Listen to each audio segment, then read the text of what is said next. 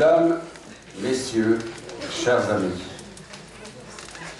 je ne vous cacherai pas le plaisir qui est le mien de voir cette salle garnie au dernier moment de notre campagne électorale, garnie par des amis fidèles, des soutiens, des hommes et des femmes qui partagent nos valeurs, qui approuvent notre travail, qui approuvent notre engagement et qui nous font avancer comme ça. Dans ces moments qui sont toujours des moments tendus, une campagne électorale, c'est un moment de tension, c'est un moment de stress, quelles que soient les forces en présence. Et je voudrais ici vous remercier du fond du cœur, et tous mes colistiers qui sont ici s'associent à ces remerciements pour votre fidélité et pour votre amitié. Je voudrais remercier les personnalités qui sont venues, qui ont fait le déplacement jusqu'à Palma pour nous apporter leur soutien. Le ministre de l'Intérieur, Manuel Valls, que je connais depuis des années, qui est un ami et qui a pris la peine de venir m'apporter son soutien. Je voudrais remercier le président de la région Midi-Pyrénées, Martin Malvy, qui est venu également. Je voudrais remercier le président du Conseil général, Pierre Izard, qui s'est déplacé aussi et qui participait à notre dernière réunion de campagne et qui a dit des mots affectueux. Je voudrais remercier le maire de Toulouse, le président de Toulouse Métropole, Pierre Cohen, qui a aussi fait le déplacement pour venir me témoigner son amitié et son soutien dans la démarche qui est la nôtre aujourd'hui. La campagne électorale, chers amis, d'abord c'est un contact que l'on établit avec les habitants de notre commune, les électrices et les électeurs, au travers de rencontres, mais aussi au travers d'un certain nombre de documents. Le bilan de ce qu'a été l'action que nous avons menée au cours du dernier mandat et que nous avons diffusé et que je vous ai présenté le 27 novembre dernier dans cette même salle et que nous avons distribué en allant au contact, le porte-à-porte, comme on dit dans les campagnes électorales, pour vous le présenter. Le projet que nous avons présenté là à la salle polyvalente récemment, projet qui nous engage pour le mandat à venir. Je vous ai présenté également, et on vous a un document qui remet à leur place un certain nombre de propos qui sont tenus sur les sujets d'urbanisation, sur notre ville. Donc on a fait un document très bien fait et que l'on vous a présenté. On vous a également présenté, bien évidemment, notre liste qui est ici, qui m'entoure, nouvelle liste, renouvelée, parce que c'est la loi du genre, et puis certains élus, je voudrais les saluer, ils sont là dans la salle et qui ont décidé de passer la main et de permettre à de nouvelles générations d'accéder aux responsabilités municipales, de se former et de préparer l'avenir. Donc je vous ai présenté la liste. Je vous ai également présenté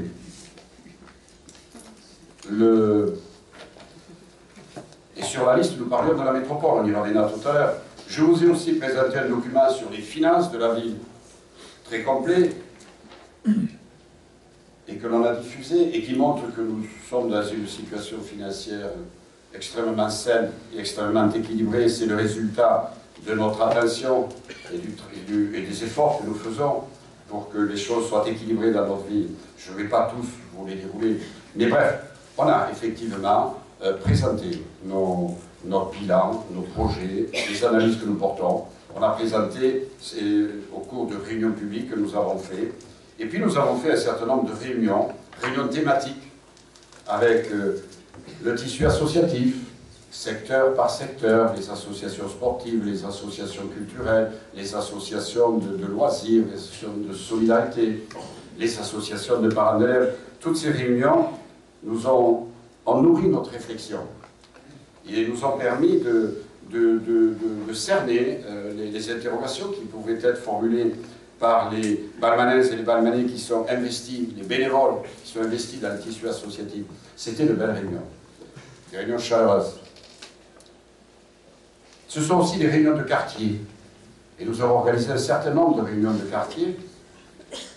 Et là, nous sommes descendus dans le quotidien déjà. Là, on Bien sûr, on a évoqué les grands principes, mais on sortait des grands principes pour parler du quotidien déjà. D'abord, répondre aux questions sur les propositions que nous avons formulées, sur Balma Ballon, la coulée verte de l'Est, les terrains disponibles à l'Asbord, etc., l'aménagement des voiries, l'extension du parking de la piscine, les pistes cyclables, bref, autant de questions, autant de sujets qui ont été abordés, mais également des sujets très particuliers, par exemple avec les habitants de la Marcaille qui nous ont demandé, et puis ils ont raison, de refaire le mail de la Marcaille, bien sûr, et Saint-Carmenel l'a enregistré comme les sujets qu'il faudra traiter. Mais on a parlé également des places handicapées, sur les stationnements, en fait, bref, le quotidien.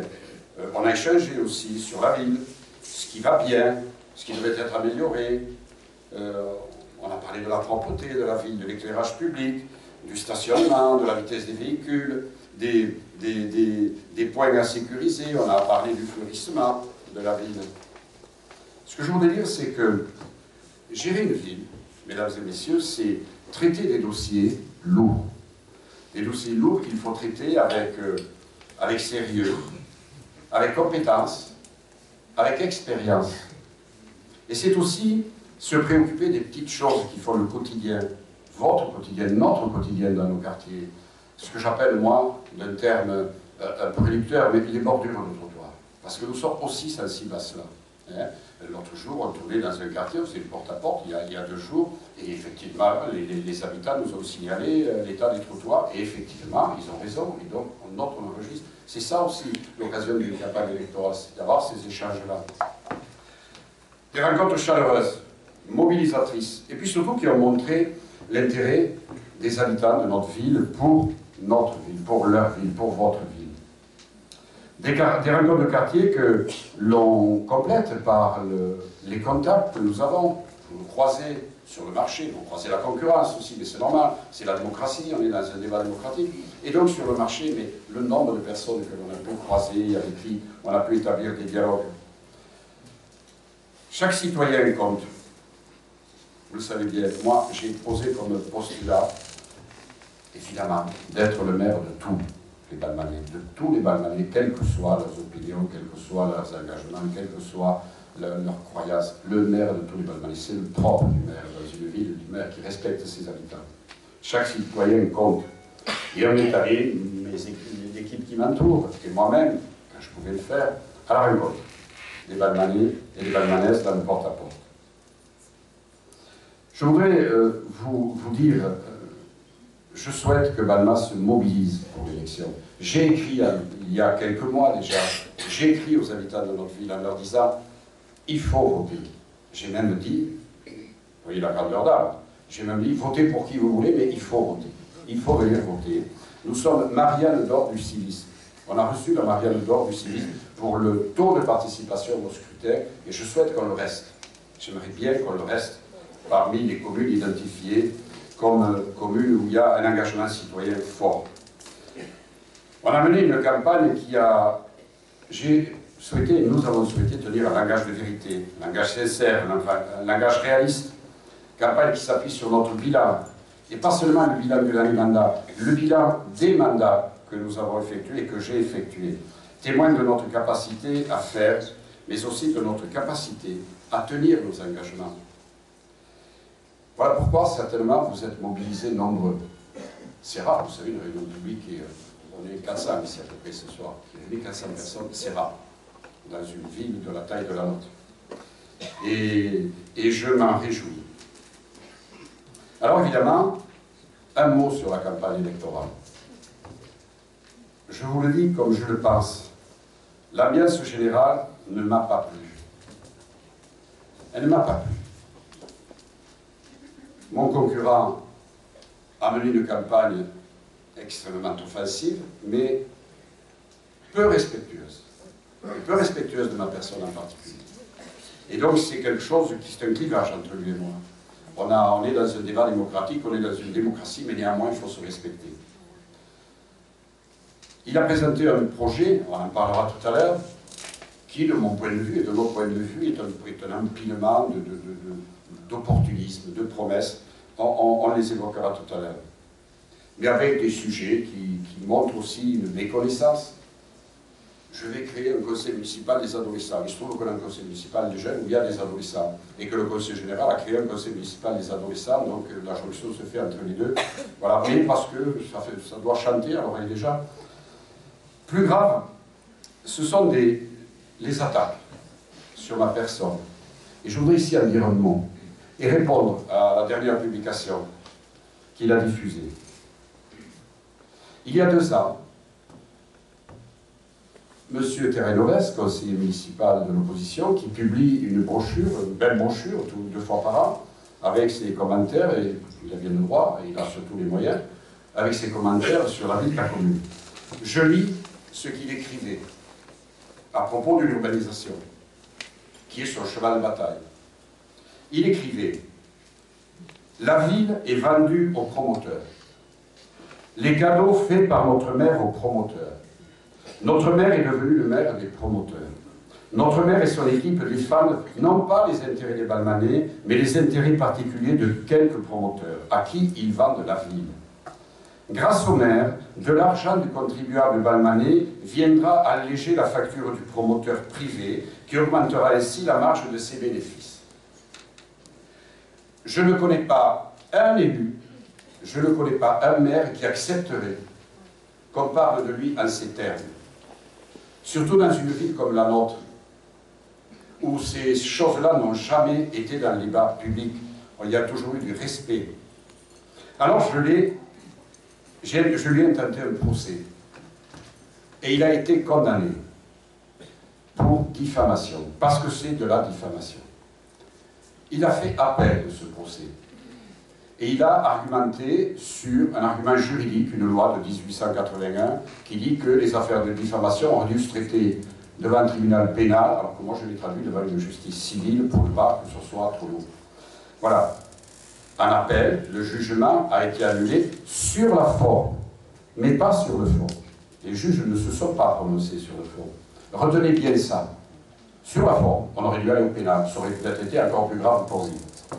Et donc, ce jugement est annulé, bien évidemment, il n'est pas question d'aller en cassation, de prolonger. C'est vrai que ça a coûté de l'argent à la commune. Ma défense, c'est la loi. La loi dit que c'est la ville qui défend le maire quand celui-ci est attaqué dans ses fonctions. C'est la loi. Voilà. S'il n'y avait pas eu diffamation, il n'y aurait pas eu procès, il n'y aurait pas eu de dépenses. C'est simple. Voilà, donc le responsable de tout cela, c'est mon concurrent. Voilà. D'ailleurs, depuis, il a changé de ton et il évite maintenant de tenir des propos aussi graves et aussi insultants à l'égard de l'autorité que je représente. Je tenais à vous le dire ici, et je passe sur tout le reste et les rumeurs, j'ai pas envie de parler des rumeurs qui répandent sur la ville et qui nous ont affectés à bien des égards. Mais vous savez qu'une rumeur, plus on en parle et plus elle se répand, donc on en parlera plus. Des contre-vérités, des chiffres. Il y aura 4000 habitants à Vidaillan. Il y en aura 2500. Mais 4000, c'est plus marquant, c'est plus fort. Il a un point de fixation par rapport à ces projets. Voilà, donc une campagne qui joue, qu'il a voulu placer et développer auprès des habitants sur les égoïsmes, sur les peurs, notamment sur le volet sécurité, j'en dirai un mot après, donnant de notre ville une image que moi je juge intolérable. Voilà pourquoi je termine cette campagne électorale dans la joie, dans la confiance, mais je la termine pas content par rapport au climat qui s'est installé dès le départ sur notre commune. On n'avait jamais vu ça. Voilà. Donc un état d'esprit que je déplore, et vous pourrez, s'il y a des observateurs, ne manquez pas de le lui répéter.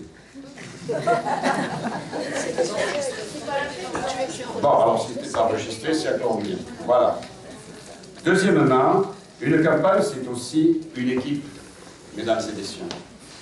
Une équipe, alors il a mené campagne sur le thème « Je suis dans une équipe apolitique et je ne fais pas de politique ». Tous ces documents électoraux sont ciblés du signe de son parti, l'UNEP, et il a bien le droit. Enfin, quand même, il ne faut pas avoir honte, on est encore une fois dans une démocratie. Et en même temps, il diffuse sur la commune un petit dépliant ici, en mars, votons non à Hollande pour gérer notre commune, en mars, votons UMP. Mais il mène une campagne, voilà, vous l'avez vu dans les boîtes aux lettres, et il mène une campagne apolitique. Et bien ça, c'est mentir aux habitants. Enregistrez bien. C'est mentir aux habitants. C'est pas sérieux. C'est pas responsable, s'il vous plaît. C'est pas sérieux, c'est pas responsable. Et c'est surtout, je juge, moi, extrêmement désobligeant à l'égard des habitants.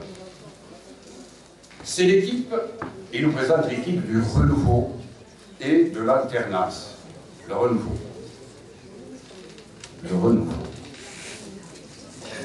Michel Baselga, numéro 3 sur sa liste. Élu à Balma depuis 1971, sa liste continuée, en ayant occupé des responsabilités dans les municipalités précédentes, en ayant siégé dans l'opposition, mais 43 ans de mandat. C'est certainement l'idée qu'il se fait du renouveau. Voilà. Et donc, tout cela, au bout du compte, un programme c'est le cœur de la campagne. Et il faut que nous passions quelques minutes sur son programme. Mais si vous en êtes d'accord, je vais passer la parole à Laurent Méry, qui va dire un mot sur son programme, et de telle façon qu'il décrypte un certain nombre de choses qui vont nous intéresser. Voilà ce que je voulais vous dire en introduction, mesdames et messieurs et mes chers amis.